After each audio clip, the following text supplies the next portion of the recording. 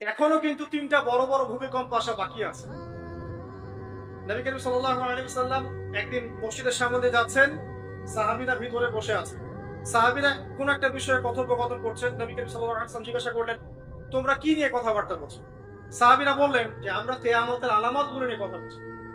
তখন নবীজি বললেন সাল্লাল্লাহু আলাইহি ওয়াসাল্লাম, 10টা আলামত আসার আগে কিয়ামত হবে না। কয়টা আলামত? 10টা। এই 10টা আসার আগ পর্যন্ত কিয়ামত হবে না নিশ্চিত থাকতে পারে, কিন্তু এই 10টা কবে চলে আসবে এর কোনো গ্যারান্টি আছে? নাই। এই তিনটা ভূমিকম্প এখনো আসা বাকি আছে।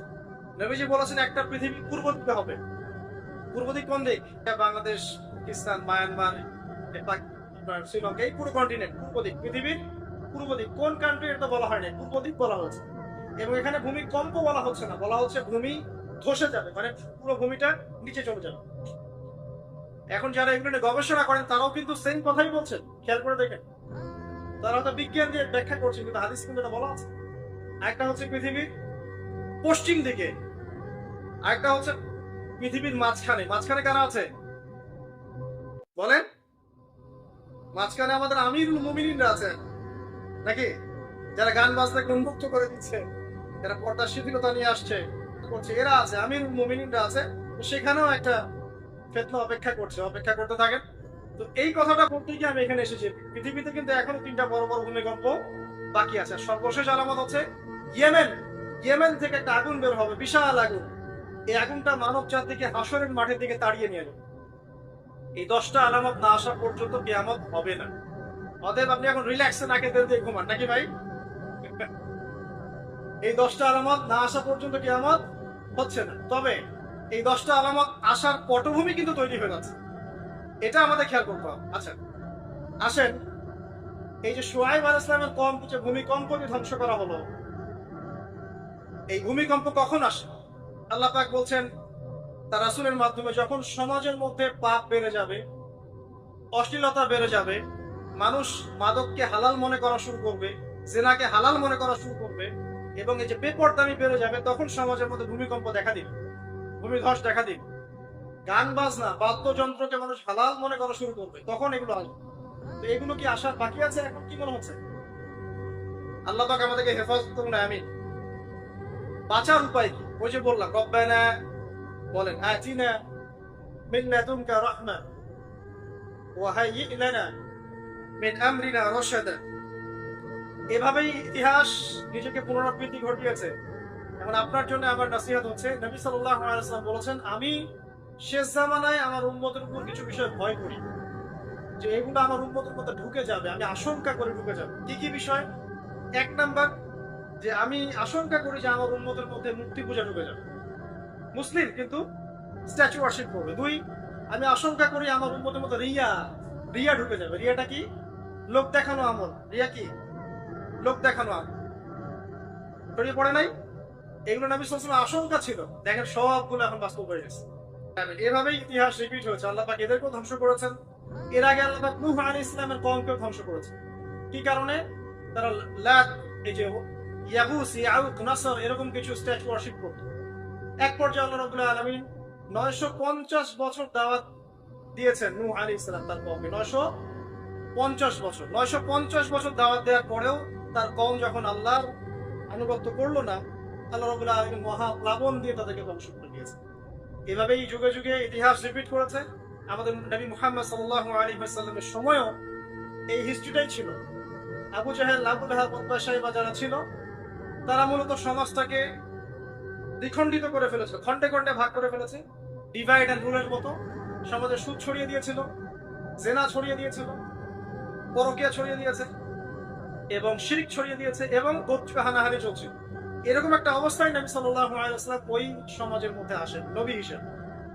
এসে মাত্র 23 বছর সময় নিয়েছেন। কত বছর? মাত্র 23 বছর। আমাদের তো সমাজ সংস্কারের শতাব্দী পার হয়ে যাচ্ছে। এক একটা রেভলিউশন দেখবেন শতাব্দী পার হয়ে যাচ্ছে, কিন্তু কোনো আলটিমেট রেজাল্ট নাই। নবী সাল্লাল্লাহু আলাইহি ওয়াসাল্লাম 23 বছর সময় নিয়েছেন, মাত্র 23 বছর।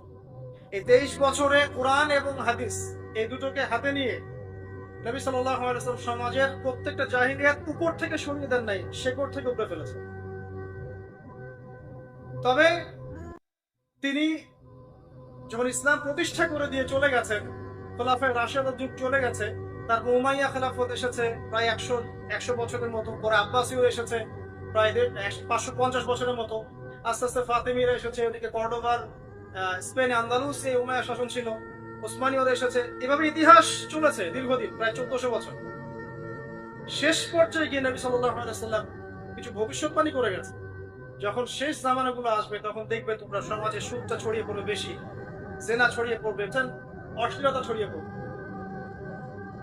তিনি আরো বলেছেন সময়গুলো সংক্ষিপ্ত হয়ে আসবে, মানুষের হঠাৎ মৃত্যুর পরিমাণ বেড়ে যাবে, অনেক কিছু বলে গেছে। দিন চলে যাবে মনে হবে একটা ঘন্টার মতো চলে গেছে, বছর চলে যাবে একটা মাসের, মাস যাবে একটা সপ্তাহের। অনেকগুলো সাইন তিনি বলে গেছেন। মুসলিমদের মধ্যে বিভক্তি বাড়তে থাকবে, হত্যা হারাজ বাড়বে। হারাজ, হত্যা মানে হারাজ, মানে একজন ব্যক্তিকে হত্যা করা হবে, সে জানবে না আমাকে কেন হত্যা করা হবে, আর একজন ব্যক্তি হত্যা করবে, সেও বুঝবে না কেন তাকে মারলাম। ফাসাদ বাড়তে থাকবে, উঁচু উঁচু অট্টালিকা নির্মাণের প্রতিযোগিতা বাড়তে থাকবে। হচ্ছে না এগুলো? সমাজে ভালো মন্দের মানদণ্ড উল্টে যাবে, মানুষ সত্যকে মিথ্যা বলবে, মিথ্যাকে সত্য বলবে, মিথ্যাবাদীকে সত্যবাদী বলবে, সত্যবাদীকে মিথ্যাবাদী বলবে, আমানতদারকে খেয়ানতকারী বলবে, খেয়ানতদারকে আমানতদার বলবে।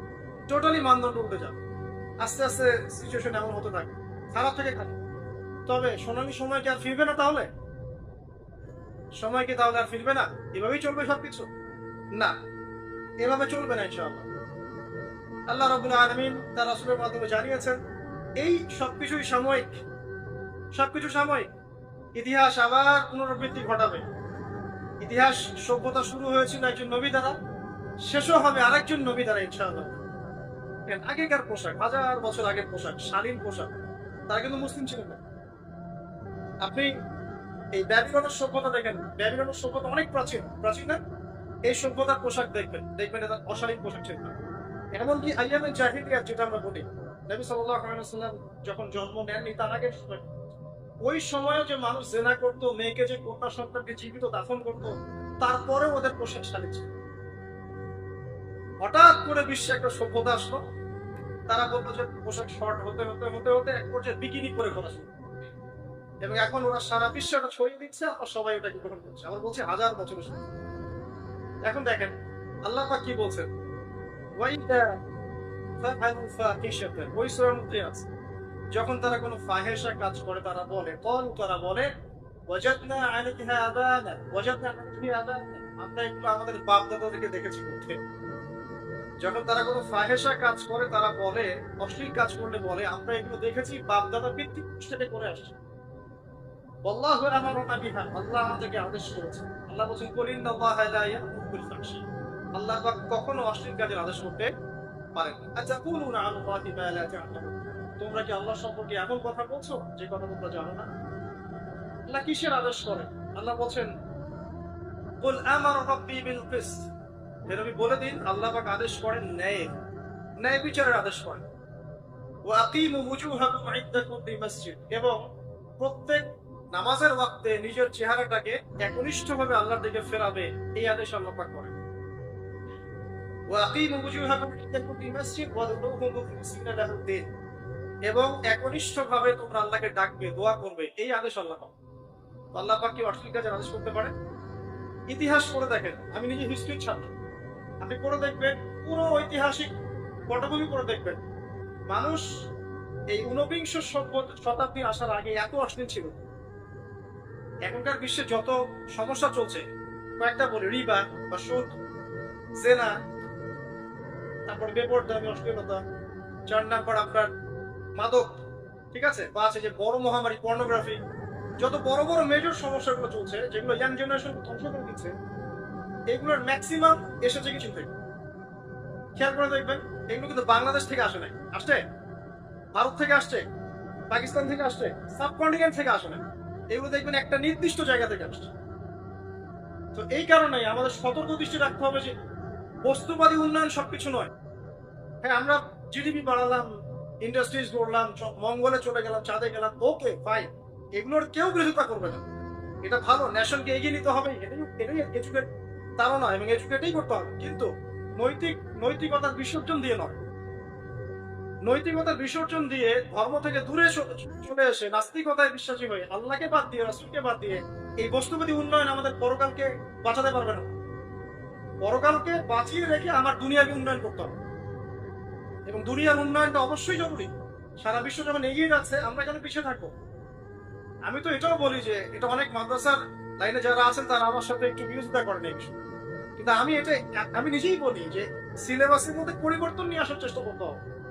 শুধুমাত্র এককেন্দ্রিক শিক্ষায় কেন শিক্ষিত হবো?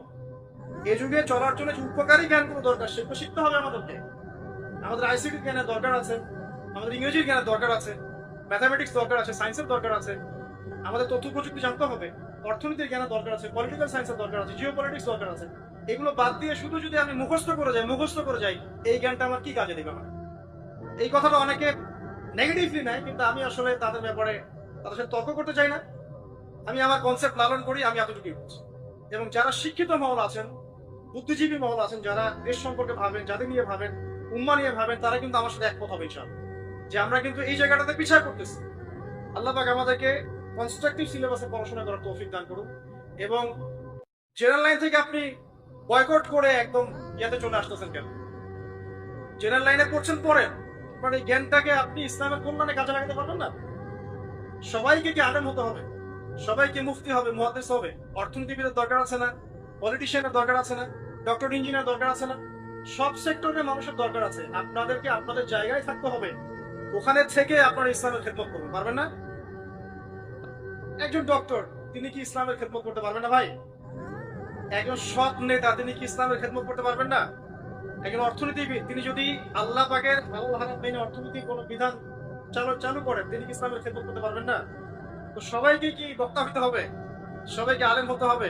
এক নির্দিষ্ট একটা শ্রেণীর মানুষ আলেম হবে, নির্দিষ্ট একটা শ্রেণীর মানুষ প্রশাসনে থাকবে, নির্দিষ্ট একটা শ্রেণীর মানুষ জনপ্রতিনিধি হবে, নির্দিষ্ট শ্রেণীর মানুষ ইকোনমিক সেক্টরে থাকবে। এইভাবে আমরা একটা জাতি গঠন করব, এবং সবাই হবে উভয় দিকে শিক্ষিত। একজন আর্মি অফিসার, তার উচিত হবে ইমামতি করার যোগ্যতা অর্জন করা। একজন ডক্টর, তার উচিত হবে ইমামতি করার যোগ্যতা অর্জন করা।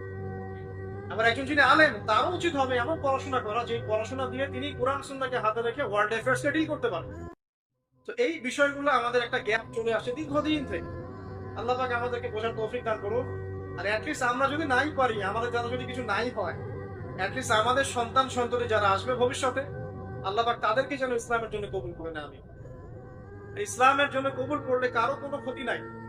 ইসলামের আন্ডারে প্রত্যেক অমুসলিমের সর্বোচ্চ অধিকার রক্ষা করা হয়, অন্য কোনো জায়গায় করা হয় না। এবং প্রত্যেকটা ধর্মগ্রন্থের মূল কথাগুলো দেখবেন একই রকম। এক আল্লাহর কথা বলছেন, একজন শেষ নবীর কথা বলছেন, সত্য কথা বলার কথা বলছেন, ন্যায়ের পথে চলার কথা বলছেন। প্রত্যেকটা ধর্মগ্রন্থ পড়ে দেখেন, এই যে ওল্ড টেস্টামেন্ট বলেন, নিউ টেস্টামেন্ট বলেন, বেদ বলেন, আপনি বাইবেল বলেন, পড়েন, একটু পড়েন, তুলনামূলক ধর্মতত্ত্বের বইগুলো পড়েন, দেখবেন অনেক মিল আছে। তো সবাই যদি যার যার ধর্ম পালন করে, কোনো সমস্যা আছে? সবাই যদি যার যার ধর্মের নৈতিক বিষয়গুলো মেনে চলে, কোনো সমস্যা আছে? এই সহজ সরল কথাগুলো আমরা জনগণকে বোঝাতে ব্যর্থ হচ্ছি। এই সুযোগ নিয়ে এক শ্রেণীর মানুষ এক দলকে আরেক দলের বিরুদ্ধে লাগিয়ে দিচ্ছে, স্বার্থ খুঁজে, নিজের স্বার্থে, দুনিয়ার স্বার্থে, এবং ওই যে বললাম একটা সভ্যতার কথা, ওদের স্বার্থে শান্তিপূর্ণ একটা জনসমষ্টির মাঝে ফাসাদ লাগিয়ে দিচ্ছে উদ্দেশ্যপ্রণীত ভাবে কিছু মানুষ। এদেরকে চিনতে শিখুন, এদেরকে বয়কট করতে শিখুন। আল্লাহ পাক তৌফিক, বোঝার তৌফিক দান। যাক, আমি আর ওদিকে যাচ্ছি না। দেখুন, নবী মুসা আলাইহিস সালামের সময় হিস্ট্রি এভাবে রিপিট হয়েছে। আপনাকে একটা কওমের কথা বলি, এই যে শুআয়ব আলাইহিস সালামের কওম, যাদেরকে মাপে কম দেওয়ার কারণে আল্লাহ পাক ধ্বংস করেছেন। কোন কারণে? মাপে কম দেওয়ার কারণে। আল্লাহ রাব্বুল আলামিন ভূমিকম্প দিয়ে ধ্বংস করেছেন এই প্রথম এই কওমটাকে, যারা ছিল শুআয়ব আলাইহিস সালামের কওম। তাদের অপরাধ খুব বড়সড় ছিল না, কিন্তু আপনি দেখেন তারা শিরকের পাপ করতো, ঠিক আছে, এই পাপটা মোটামুটি ধ্বংসপ্রাপ্ত সব কমই করেছে। এই শিরকের পাপ বাদ দিয়ে তারা আরেকটা বড় পাপ করতো, একটা বড়। সেটা কি? তারা মাপে কম দিত, অন্যদেরকে ঠকাতো, মানে জনগণের সম্পদ লুট করে মাপে কম দিত। এই একটা কারণে আল্লাহ পাক শুআয়ব আলাইহিস সালামের কওমকে পুরো ভূমিকম্পতে ধ্বংস করে দিয়েছে। আমি আপনাদেরকে জানিয়ে রাখি যে আমি যেহেতু আখিরুজ জামান স্টাডি করেছি বা করছি, এখনো কিন্তু 3টা বড় বড় ভূমিকম্প আসা বাকি আছে। নবী করিম সাল্লাল্লাহু আলাইহি ওয়াসাল্লাম একদিন মসজিদের সামনে দিয়ে যাচ্ছেন, সাহাবীরা ভিতরে বসে আছে। সাহাবীরা কোন একটা বিষয়ে কথোপকথন করছেন। নবী করিম সাল্লাল্লাহু আলাইহি ওয়াসাল্লাম জিজ্ঞাসা করলেন, তোমরা কি নিয়ে কথাবার্তা করছো? সাহাবীরা বললেন যে আমরা কিয়ামতের আলামতগুলো নিয়ে কথা বলছি। তখন নবীজি বললেন সাল্লাল্লাহু আলাইহি ওয়াসাল্লাম 10টা আলামত আসার আগে কিয়ামত হবে না। কয়টা আলামত? 10টা। এই 10টা আসার আগ পর্যন্ত কিয়ামত হবে না নিশ্চিত থাকতে পারে, কিন্তু এই 10টা কবে চলে আসবে এর কোনো গ্যারান্টি আছে? নাই। এই 3টা ভূমিকম্প এখনো আসা বাকি আছে। নবীজি বলেছেন একটা পৃথিবী পূর্ব দিকে হবে। পূর্ব দিক কোন দিক? বাংলাদেশ, পাকিস্তান, মায়ানমার, শ্রীলঙ্কা, এই পুরো কন্টিনেন্ট পূর্ব দিক, পৃথিবীর পূর্ব দিক। কোন কান্ট্রি এটা বলা হয় না, পূর্ব দিক বলা হচ্ছে। এবং এখানে ভূমিকম্প বলা হচ্ছে না, বলা হচ্ছে ভূমি ধসে যাবে, মানে পুরো ভূমিটা নিচে চলে যাবে। এখন যারা এগুলো নিয়ে গবেষণা করেন তারাও কিন্তু সেম কথাই বলছেন, খেয়াল করে দেখেন। তারা হয়তো বিজ্ঞান দিয়ে ব্যাখ্যা করছেন, কিন্তু হাদিস কিন্তু এটা বলা আছে। একটা হচ্ছে পৃথিবীর পশ্চিম দিকে, আরেকটা হচ্ছে পৃথিবীর মাঝখানে। মাঝখানে কারা আছে বলেন? মাঝখানে আমাদের আমিরুল মুমিনিনরা আছে নাকি? যারা গান বাজনাকে উন্মুক্ত করে দিচ্ছে, যারা পর্দা শিথিলতা নিয়ে আসছে করছে, এরা আছে, আমিরুল মুমিনিনরা আছে। সেখানেও একটা ফিতনা অপেক্ষা করছে, অপেক্ষা করতে থাকেন। তো এই কথাটা বলতে গিয়ে আমি এখানে এসেছি। পৃথিবীতে কিন্তু এখনো 3টা বড় বড় ভূমিকম্প বাকি আছে। সর্বশেষ আলামত হচ্ছে ইয়েমেন। ইয়েমেন থেকে একটা আগুন বের হবে, বিশাল আগুন। এই আগুনটা মানব জাতিকে হাসরের মাঠের দিকে তাড়িয়ে নিয়ে যাবে। এই 10টা আলামত না আসা পর্যন্ত কিয়ামত হবে না। অতএব আপনি এখন রিল্যাক্সে নাকে তেল দিয়ে ঘুমান নাকি ভাই? এই 10টা আলামত না আসা পর্যন্ত কিয়ামত হচ্ছে না। তবে এই 10টা আলামত আসার পটভূমি কিন্তু তৈরি হয়ে যাচ্ছে, এটা আমাদের খেয়াল করতে হবে। আচ্ছা আসেন, এই যে শুআয়ব আলাইহিস সালামের কওমকে যে ভূমিকম্প দিয়ে ধ্বংস করা হলো, এই ভূমিকম্প কখন আসে? আল্লাহ পাক বলছেন তার রাসূলের মাধ্যমে, যখন সমাজের মধ্যে পাপ বেড়ে যাবে, অশ্লীলতা বেড়ে যাবে, মানুষ মাদককে হালাল মনে করা শুরু করবে, জিনাকে হালাল মনে করা শুরু করবে, এবং এই যে বেপরদামি বেড়ে যাবে, তখন সমাজের মধ্যে ভূমিকম্প দেখা দিবে, ভূমিধস দেখা দিবে। গান বাজনা, বাদ্যযন্ত্রকে মানুষ হালাল মনে করা শুরু করবে, তখন এগুলো আসবে। তো এগুলো কি আসার বাকি আছে? এখন কি মনে হচ্ছে? আল্লাহ পাক আমাদেরকে হেফাজত করুন, আমিন। বাঁচার উপায় কি? ওই যে বললাম, রব্বানা বলেন, আতিনা মিন লাদুনকা রাহমা ওয়া হাইয়্ লানা মিন আমরিনা রাশাদা। এভাবেই ইতিহাস নিজেকে পুনরাবৃত্তি ঘটিয়েছে। এখন আপনার জন্য আমার নসিহত হচ্ছে, নবী সাল্লাল্লাহু আলাইহি ওয়াসাল্লাম বলেছেন, আমি শেষ জামানায় আমার উম্মতের উপর কিছু বিষয় ভয় করি, যে এগুলো আমার উম্মতের মধ্যে ঢুকে যাবে, আমি আশঙ্কা করে ঢুকে যাবে। কি কি বিষয়? 1 নাম্বার, যে আমি আশঙ্কা করি যে আমার উম্মতের মধ্যে মূর্তি পূজা ঢুকে যাবে, মুসলিম কিন্তু স্ট্যাচু ওয়ার্শিপ করবে। 2, আমি আশঙ্কা করি আমার উম্মতের মধ্যে রিয়া রিয়া ঢুকে যাবে। রিয়াটা কি? লোক দেখানো আমল। রিয়া কি? লোক দেখানো আমল। ছড়িয়ে পড়ে নাই? এগুলো নবী সাল্লাল্লাহু আলাইহি ওয়াসাল্লামের আশঙ্কা ছিল, দেখেন সবগুলো এখন বাস্তব হয়ে গেছে। এভাবেই ইতিহাস রিপিট হয়েছে। আল্লাহ পাক এদেরকেও ধ্বংস করেছেন। এর আগে আল্লাহ পাক নূহ আলাইহিস সালামের কওমকেও ধ্বংস করেছেন। কি কারণে? তারা লাত, এই যে ইয়াগুস, ইয়াউক, নাসর, এরকম কিছু স্ট্যাচু ওয়ার্শিপ করত। এক পর্যায়ে আল্লাহ রাব্বুল আলামিন 950 বছর দাওয়াত দিয়েছেন নূহ আলাইহিস সালাম তার কওমকে। 950 বছর দাওয়াত দেওয়ার পরেও তার কওম যখন আল্লাহর আনুগত্য করলো না, আল্লাহ রাব্বুল আলামিন মহা প্লাবন দিয়ে তাদেরকে ধ্বংস করে দিয়েছে। এভাবেই যুগে যুগে ইতিহাস রিপিট করেছে। আমাদের নবী মুহাম্মদ সাল্লাল্লাহু আলাইহি ওয়াসাল্লামের সময়ও এই হিস্ট্রিটাই ছিল। আবু জাহেল, আবু লাহাব, উতবা, শাইবা যারা ছিল, তারা মূলত সমাজটাকে দ্বিখণ্ডিত করে ফেলেছে, খণ্ডে খণ্ডে ভাগ করে ফেলেছে। ডিভাইড অ্যান্ড রুলের মতো সমাজে সুদ ছড়িয়ে দিয়েছিল, জেনা ছড়িয়ে দিয়েছিল, পরকীয়া ছড়িয়ে দিয়েছে, এবং শিরক ছড়িয়ে দিয়েছে, এবং গোত্রীয় হানাহানি চলছিল। এরকম একটা অবস্থায় নবী সাল্লাল্লাহু আলাইহি ওয়াসাল্লাম ওই সমাজের মধ্যে আসেন নবী হিসেবে। এসে মাত্র 23 বছর সময় নিয়েছেন। কত বছর? মাত্র 23 বছর। আমাদের তো সমাজ সংস্কারের শতাব্দী পার হয়ে যাচ্ছে। এক একটা রেভলিউশন দেখবেন শতাব্দী পার হয়ে যাচ্ছে, কিন্তু কোনো আলটিমেট রেজাল্ট নাই। নবী সাল্লাল্লাহু আলাইহি ওয়াসাল্লাম 23 বছর সময় নিয়েছেন, মাত্র 23 বছর। এই 23 বছরে কোরআন এবং হাদিস এই দুটোকে হাতে নিয়ে নবী সাল্লাল্লাহু আলাইহি ওয়াসাল্লাম সমাজের প্রত্যেকটা জাহিলিয়াত উপর থেকে সরিয়ে দেন নাই, শেকড় থেকে উপড়ে ফেলেছেন। তবে তিনি যখন ইসলাম প্রতিষ্ঠা করে দিয়ে চলে গেছেন, খোলাফায়ে রাশেদার যুগ চলে গেছে, তারপর উমাইয়া খেলাফত এসেছে প্রায় 100 বছরের মতো, পরে আব্বাসীয় এসেছে প্রায় 550 বছরের মতো, আস্তে আস্তে ফাতিমিরা এসেছে, ওদিকে কর্ডোবার, স্পেন, আন্দালুস এই উমাইয়া শাসন ছিল, ওসমানীয়রা এসেছে। এভাবে ইতিহাস চলেছে দীর্ঘদিন, প্রায় 1400 বছর। শেষ পর্যায়ে গিয়ে নবী সাল্লাল্লাহু আলাইহি ওয়াসাল্লাম কিছু ভবিষ্যৎবাণী করে গেছে, যখন শেষ জামানাগুলো আসবে তখন দেখবে তোমরা সমাজে সুদটা ছড়িয়ে পড়বে বেশি,